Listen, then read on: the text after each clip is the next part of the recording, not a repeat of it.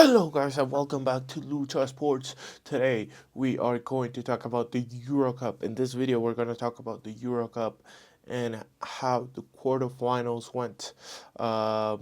Let's go right away. Let's start with Spain against Germany. In paper it was a great game. In paper it was a great game and it did not disappoint. It did not disappoint. Spain wins 2-1 against Germany. They went to extra time, and Spain scored a goal in the 119th minute. Yes, 1 minute before the game ended.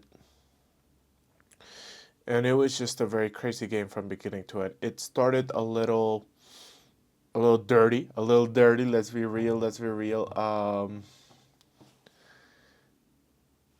Uh, Tony Cross started the game with a nasty tackle against Pedri, which caused Pedri to leave the game because it seemed like he injured his knee again. And we hope, for the love of God, that Pedri is not injured for the rest of the year again. It didn't seem like so. He went back. He went back to the bench after getting examined, and he only had a band-aid. Not a band-aid, like you know what I'm talking about. He he was only covering his knee, so it didn't seem that bad. He didn't have any ice on it or anything. I don't think he's playing again in this Euro Cup, in this Euro, but we'll see. Maybe he is, but hopefully it's not bad enough for him to miss any time with Barcelona. And I say that as a Real Madrid fan. You just don't want any players to miss games, any good players to miss games. That's not good for the game. Um, let's look at the stats right here. Time of possession, Spain had more. Did you know Spain's gonna have more? They have that Barcelona mentality. That possession is really important. Is it very important? That's a topic for another day. I don't think so, but Barcelona likes el tiki taka, and Spain just adopts that mentality. So they always have more possession than their rivals. But honestly, in this one, 52 to 48 is not a lot. It's not meaningful at all. And it seemed like Germany was even the better team, and I think they were the better team. After all, they were locals, but they couldn't win. They couldn't win. Spain scores with Dani Olmo in the 51st minute, and then Germany scores at the 89 minute with a beautiful goal. Um, and then they just go to extra time. Germany is pounding on them, and Marino scores a goal in the 119 minute. Um, and then when Germany is trying to come back, Carvajal does a very dirty but a strategical um, foul, and he gets thrown out of the game. He gets a red card, but he wasn't gonna play the semifinal either way, so it didn't matter. Uh, and then that's how the game ended. Then they got a free kick. The Germany, they didn't do anything with it, and that's how it ended. It was a very good game. It was a very entertaining game. Lots of fouls though. Lots of fouls. Uh, a little dirty, but not like the Copa America games, which we'll talk about in a bit. Um, but pretty good. Eight yellow cards to 7 yellow cards. Therefore, Germany got 8 yellow cards. Spain 7. So really close game, and it never disappoints when you have two big teams like this. Now let's go to the next match, which is France against Portugal. Um, France wins in penalty kicks, and Portugal. It might have been the last time we see Ronaldo with a Portugal kit, and hopefully it is not, because that would be very sad for the world of soccer. After all, Pepe was playing still at 41 years old, which is the age that Cristiano Ronaldo would have if he plays in the 2026 World Cup, and Pepe was an undisputed starting. He was undisputedly in the starting lineup. So you cannot deny Cristiano Ronaldo with his work ethic. If he wants to play, he will go to the next World Cup. But we will see about that. Let's talk about this game. France wins 5-3 in penalties. They were 0-0 in the whole entirety of the match.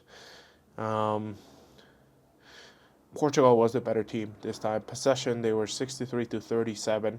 France had a lot of opportunities because Portugal would be too much on the offensive side, so so they would leave a lot of holes behind, especially when Dembele came in. He just went crazy. But Pepe, oh my God, Pepe, he still defends so well. How is he defending that well at 41? I don't know. He's a legend of soccer. But it was pretty incredible. But look at this stats. Even though it was 63-37, France had more attempts. Even though they didn't have more attacks, but it's just counterattacks. You leave holes behind, and it's gonna be easier for the other team to score. They couldn't score, but they were close in a lot of times. Cristiano Ronaldo had one opportunity to score. He didn't. Um, he's aging. You could see it. You can see that he's not the same man, obviously, as he was. He's not running a lot. He's not coming down to ask for the ball a lot. He pretty much just stays in the area, in the opposite ops team area, and just waits for a cross. And a lot of them he is a big presence in the area, but he just doesn't do a lot anymore of what he used to do. Joao Felix misses a penalty kick, and France just didn't miss any of them. They scored all five, and they were really good, really good. They had two very good goalkeepers. None of them stopped anything.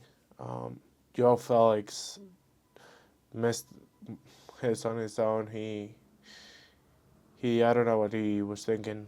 Is I don't know how professional players miss the goal, like missed it at. One thing is for the goalkeeper to stop the ball. Bad luck. He knew where you were going with it or something. But if you miss the goal, like come on, bro, you're right in front of it. How are you gonna miss the goal?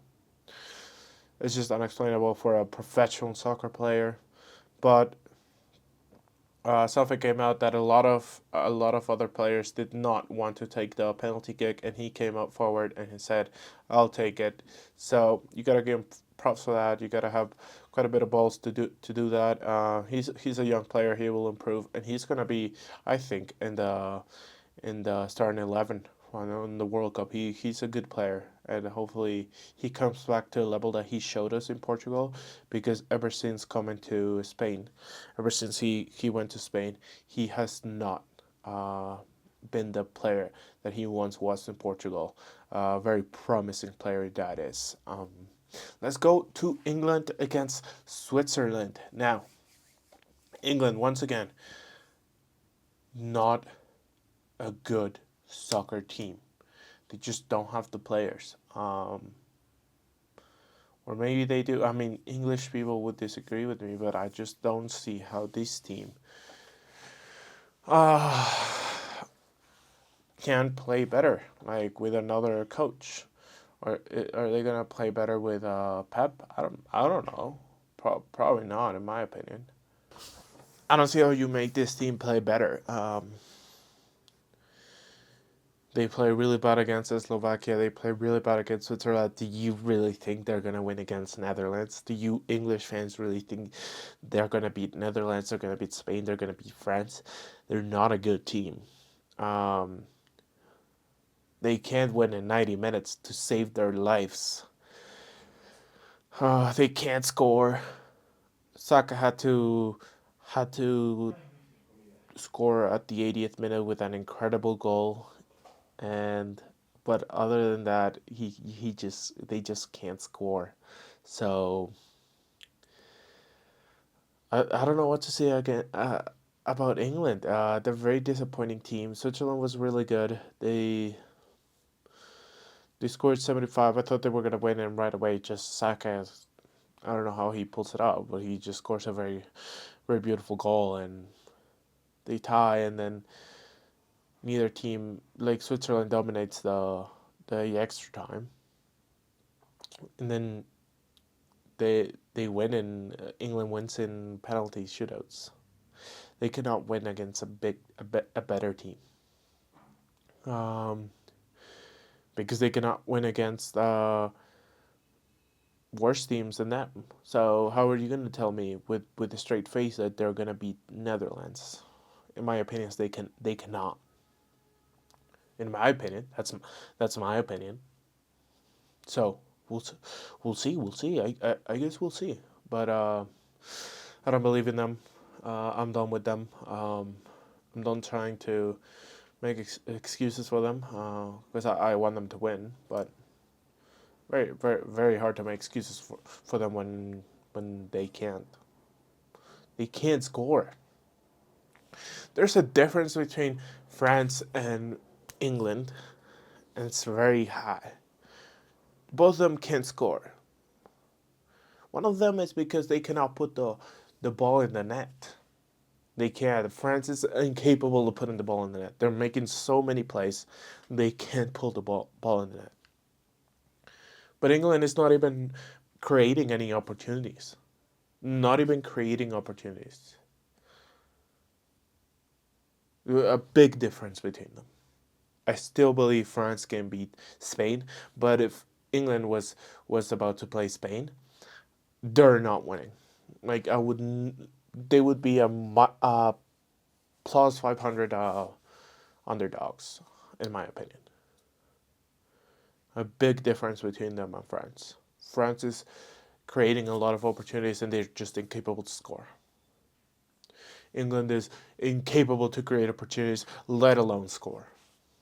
So, before I get more frustrated with them because every time I talk about them, it's just frustrating. It's just frustrating. I don't know how they're so bad with the team they have.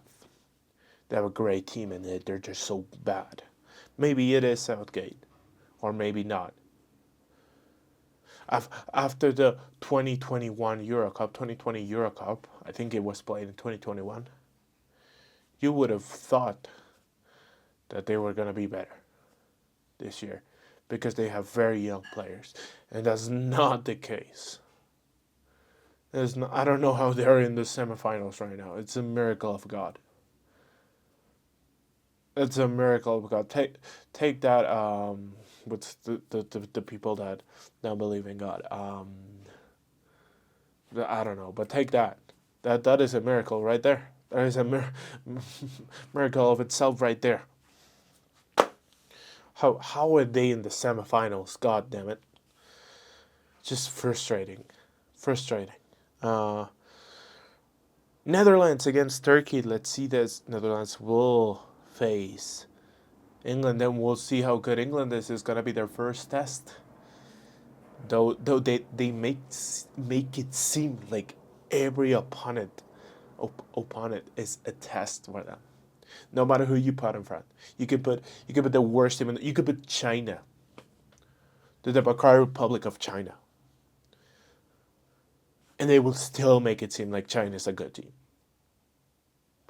So me saying that this is gonna be their first test is meaning that they're finally facing a good team. But they've made it seem like every game is a test.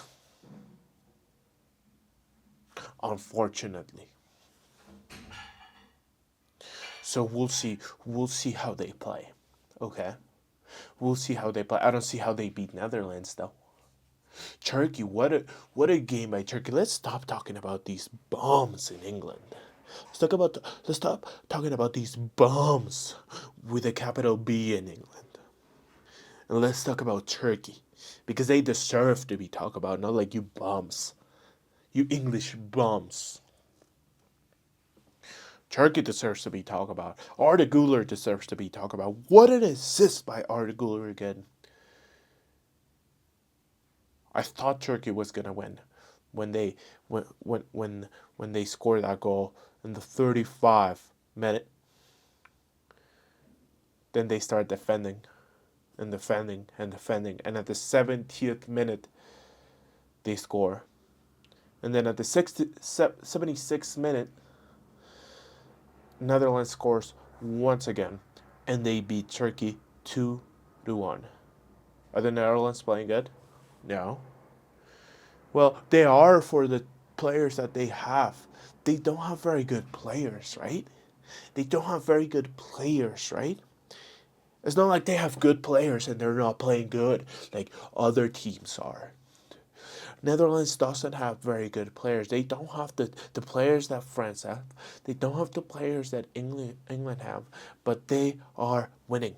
And that is important. And I want to see this team beat England because England need a reality check right now.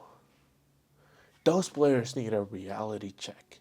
So the Netherlands are going to go against England. Let's look at the semifinal. Let's look at the semifinals and give our predictions. Netherlands against England.